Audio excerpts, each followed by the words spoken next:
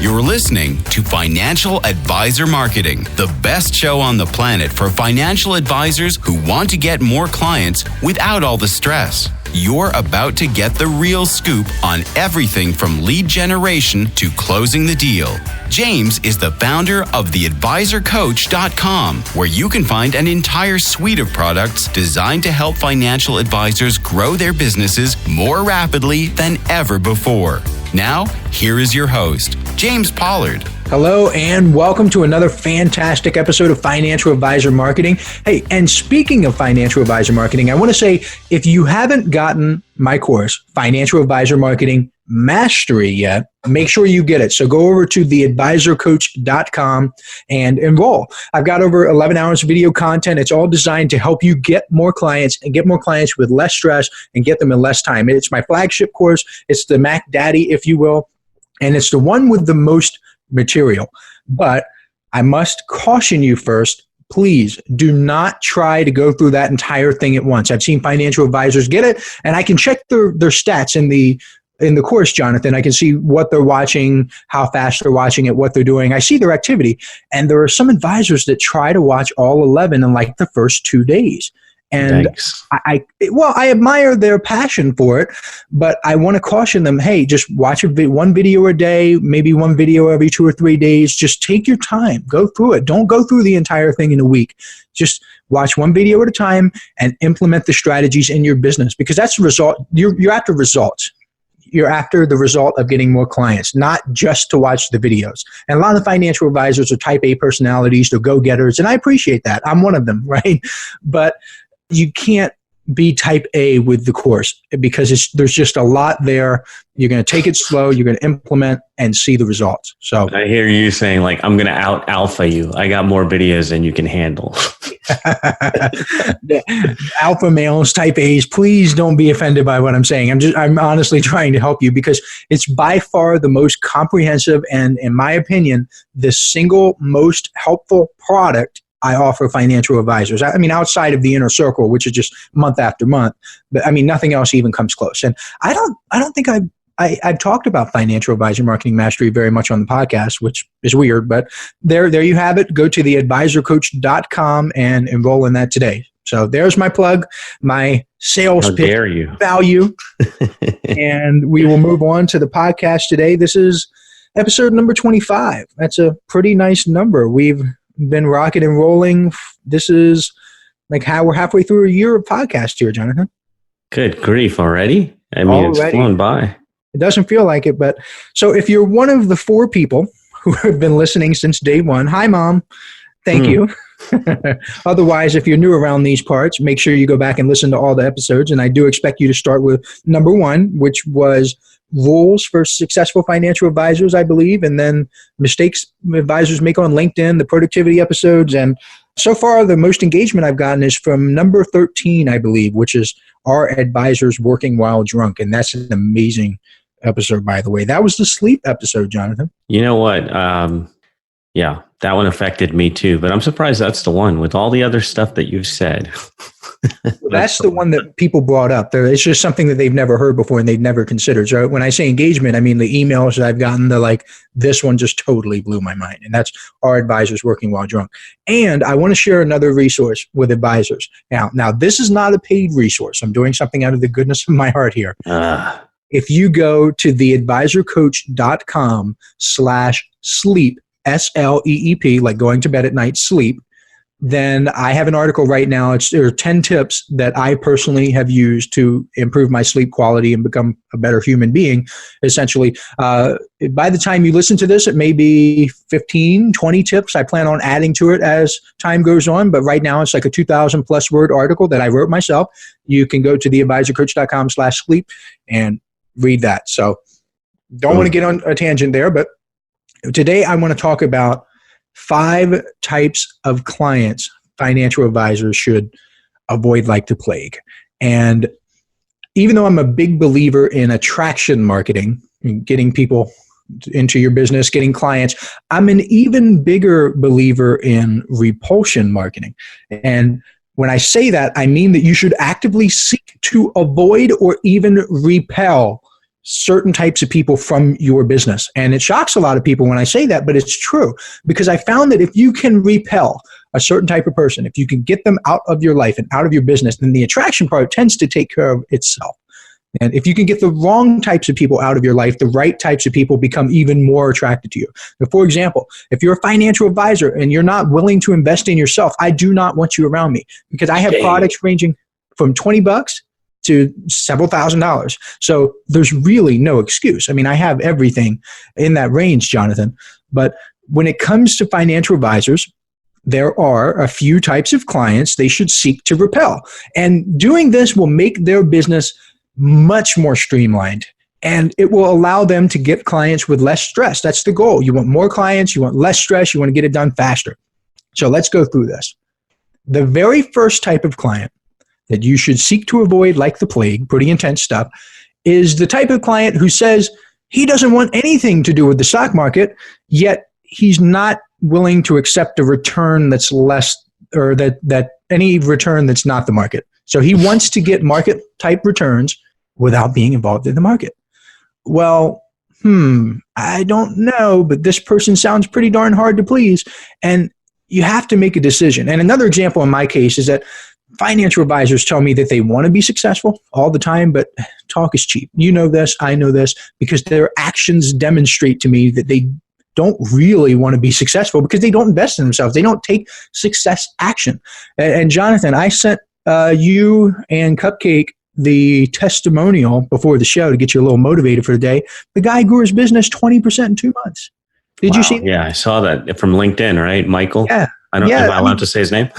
Yeah. It's amazing to me. And this guy even got his brother, who he said that his brother was new to the business. He even got his brother on my stuff.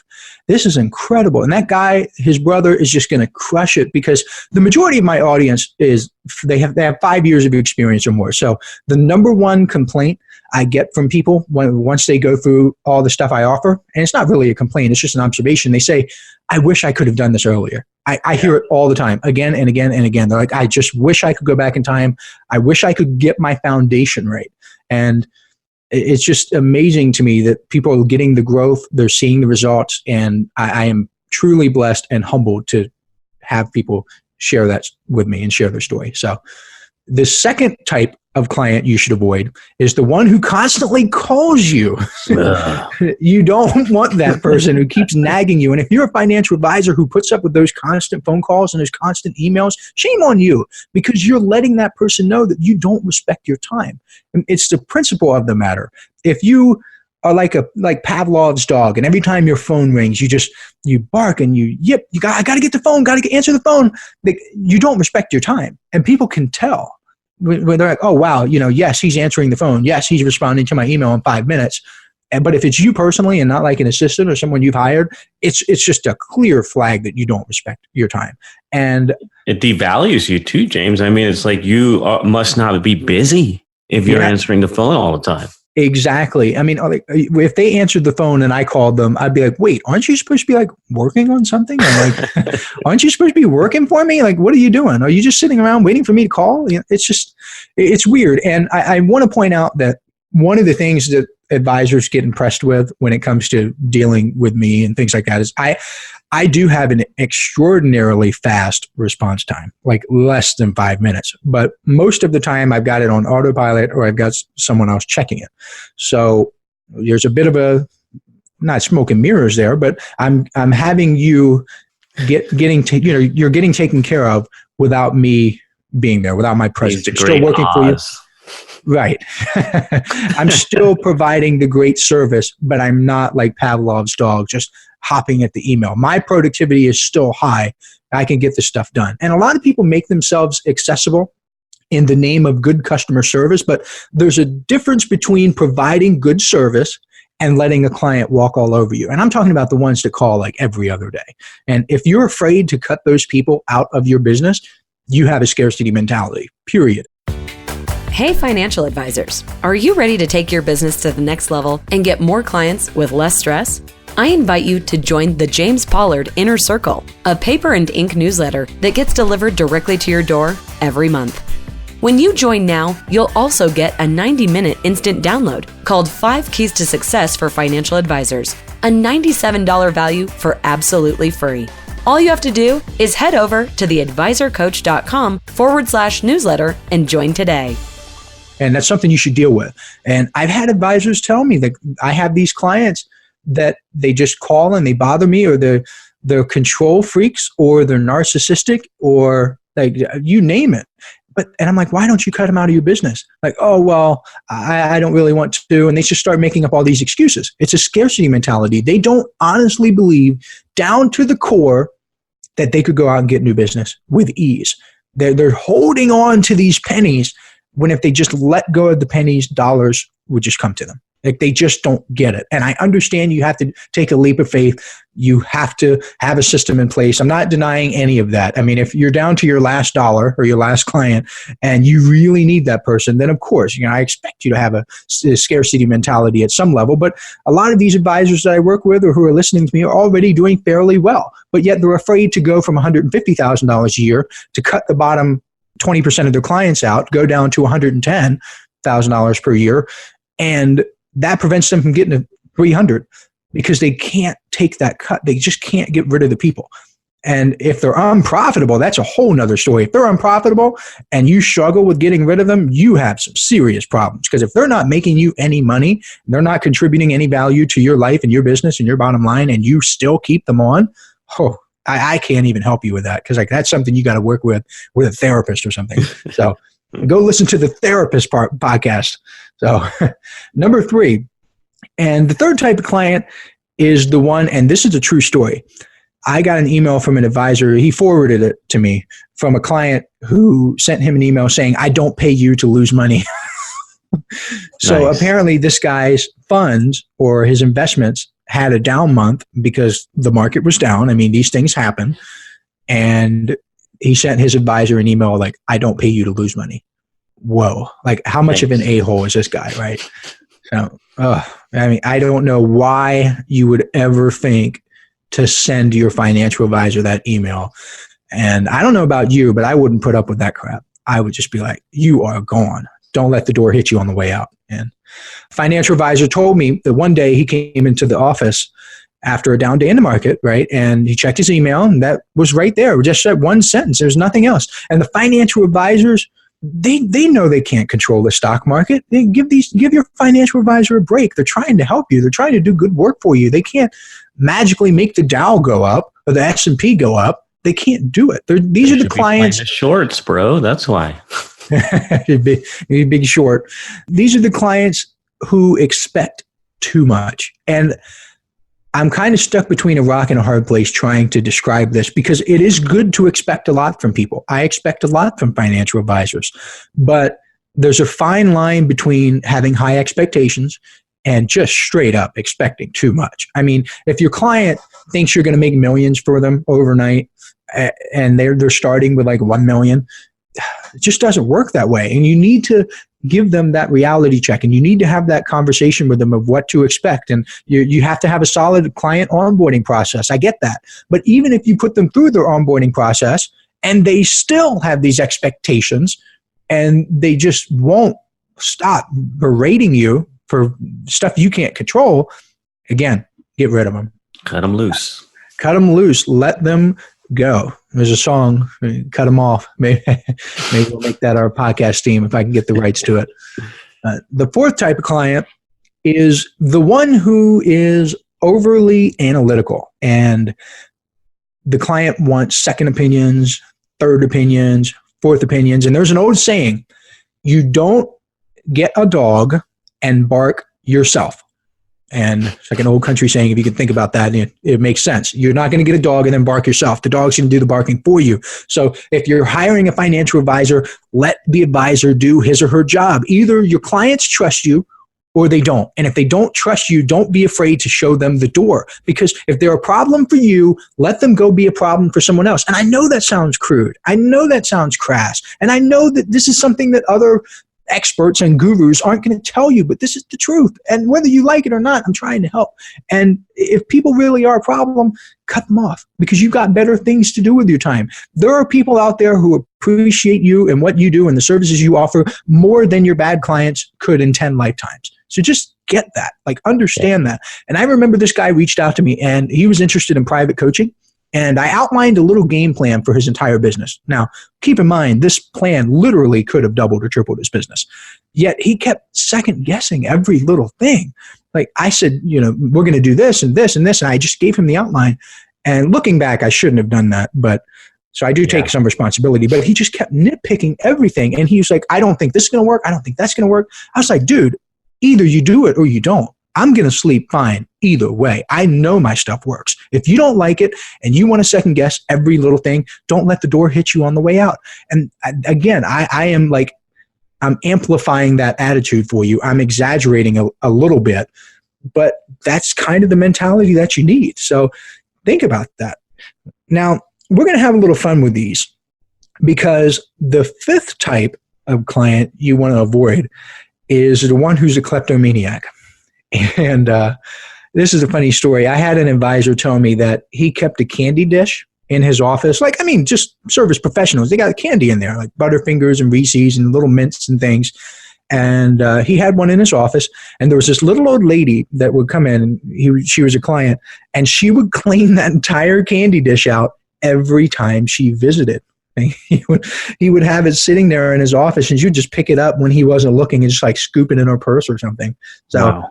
She's a kleptomaniac. This lady would come in every meeting and steal his whole candy dish. Like, oh, you can't have that. That's kind of jokingly. I mean, I'm sure she was a nice lady, but like, come on, don't steal the guy's candy dish. And he never confronted her about it, but he had cameras in his office, and I mean, he could just go back on the camera and see this lady was just taking the thing and just scooping it right in her purse. I mean, how many mints do you need, lady? And I mean, little old ladies, maybe this is a stereotype I have, and I hope I don't get hate mail for this, but I thought they were supposed to carry mints and like butterscotch candies around. How do you think they get them? Don't you have enough? Like, or maybe that's where they get them from. Maybe that's where they're all coming from. They're all getting the butterscotches and mints from the financial advisor's office. And I never thought about it until now. That's where they're getting them. And by the way, you should avoid any and all clients who come to you wearing tinfoil hats. Yes, that's a true story. I don't have time to get into that now. Maybe a future episode, a guy came in wearing a tinfoil hat and some crazy stuff happened. So sometimes the right marketing, it's not about attracting the right people into your business. Sometimes it's about repelling the people you don't want. And that's pretty much what I have for today. You want to focus on repulsion, at least for a little bit, and maybe not make it your entire game plan. But once you understand that by putting a stake in the ground and saying, there's this person that I don't want, your business will start to improve. And the example that I gave, I was a guest on a podcast a couple months ago, and they asked me about this stuff. And they're like, wow, you really have a strong opinion about repulsion marketing. I was like, darn right I do. They're like, well, can you give us an example of repulsion marketing in practice? And I thought about it for a little bit. And the perfect example is actually old personals ads in the newspaper. Like when people would put an ad in the paper looking for a date or a boyfriend, girlfriend, that's a perfect example. And it's a perfect example of attraction and repulsion marketing together, because you would say something like, I'm a single white male, age 25. I'm looking for a single white female who's in her 20s. She's got to like walking on the beach. She's got to like reading, but she cannot be a smoker. So you say non-smokers only. Well, there you go. Right there. You're just putting your stake in the ground and saying, I don't want any smokers. And that's like a really simplified example, but that's kind of the idea. So if you have any of these traits of people that I don't like, please stay away.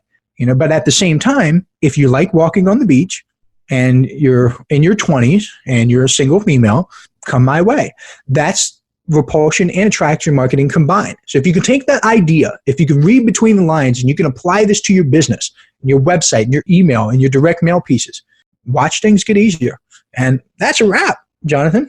I feel like you missed a big opportunity. Like all these bad clients are grenades that you should be lobbing at your competitors. Be a referral source for your competitors. Send them over. I didn't want to touch that one because they can fight fire with fire too. And if you're a good financial advisor, you probably don't have many of these, but if you're giving them to your competition and you're better than your competition, they probably have a lot worse clients and they're going to send them back to you. So be careful. Don't put your hand on the stove if you don't want to get burned. What do you have for us next time, James? In the next episode, I'm going to talk about some things I wish every new financial advisor knew. So the information in the next podcast episode, it really can shorten a lot of advisors' learning curves. So, and not just for new advisors, even if you're an experienced advisor, please tune in because it's going to help you. So that's what's coming up. All right. Looking forward to that. So another financial advisor marketing is in the can. Thank you for tuning in, and we'll be back in your earbuds next time. This is thepodcastfactory.com.